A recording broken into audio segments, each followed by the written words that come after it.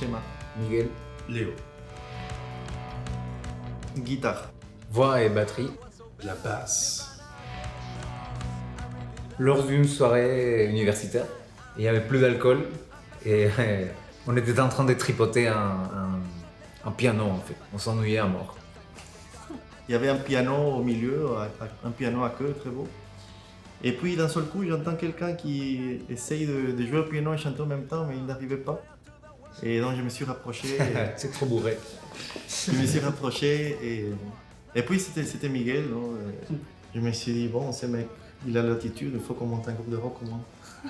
C'est clair. Ouais, moi j'ai rencontré ces deux messieurs un peu plus tard. J'étais en train de danser dans un club de rock, j'étais en train de chanter sur les Strokes. Et il y en a un des deux qui vient me parler, c'était Chema. Et il me dit dis-toi, tu connais les Strokes par cœur, c'est super et tout, c'est trop cool. Et on commence à parler comme ça, et puis il me recontacte plus tard sur des réseaux sociaux. Et puis j'ai intégré le groupe progressivement, et depuis voilà, on forme un bon trio. Je suis un peu la petite touche française du groupe en fait. La French Touch. La French Touch. Il n'y a pas vraiment une raison. En vrai, c'est une urgence, un besoin que nous avons de nous exprimer, de transmettre les choses qui nous inquiètent. C'est plutôt ce côté-là, je pense. Ouais, on vit pour ça en fait, donc c'était un peu comme une évidence quoi. Ah, c'est pour faire danser les foules en fait. Bon, moi, depuis très jeune, j'ai joué pas mal de styles. J'ai commencé avec la Britpop, au grunge, au metal. J'ai passé par pas mal de styles. Mais au fond, mon cœur, il est très, très post-punk.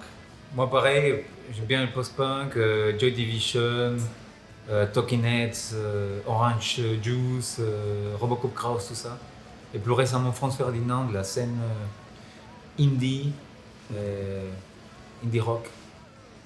Ouais, un peu comme mes amis ici présents, j'ai beaucoup grandi avec l'indie rock, avec toute la Britpop, les Arctic Monkeys, Metronomy, Falls.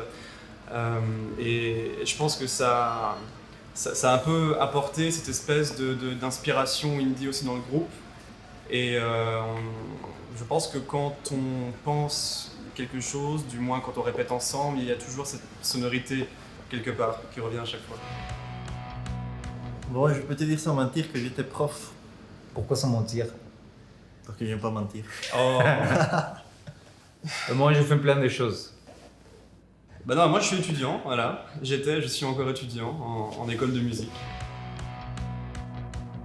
Ben, en fait, il n'y a pas vraiment... disons que c'est surtout Chema et Miguel, les têtes pensantes. Moi j'apporte surtout mon côté groovy à la basse. Mais les structures, c'est messieurs extraordinaires qui s'en occupent.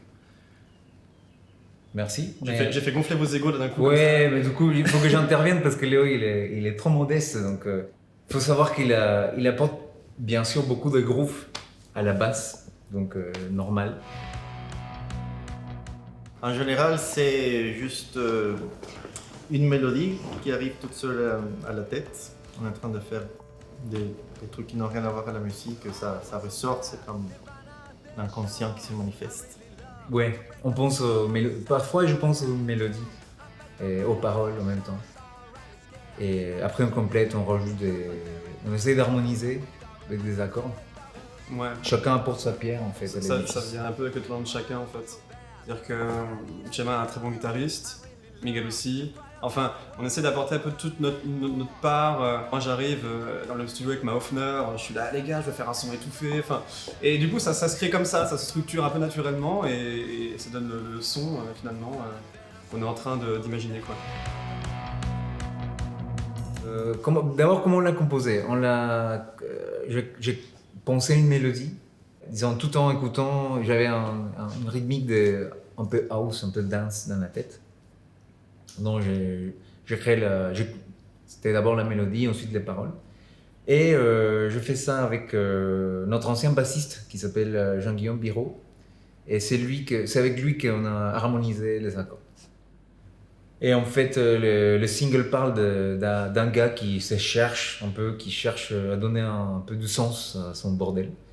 Et par contre, il trouve pas, il trouve qu'il y a des gueules de bois Et, bon, il est un peu perdu, mais il s'amarre quand même. Bah là, on va enregistrer le prochain single, courant septembre. On est en train de penser aussi au clip de When So Bad. Yes. Et puis, si le Covid nous permet, pourquoi pas des dates, quoi. Histoire déjà de lancer un peu notre image de scène. Et puis, surtout parce que ça fait du bien, quoi. Ça nous manque à tous, C'est clair, je pense. Yes. Ouais. ça nous manque énormément. Got me to love the dance floor.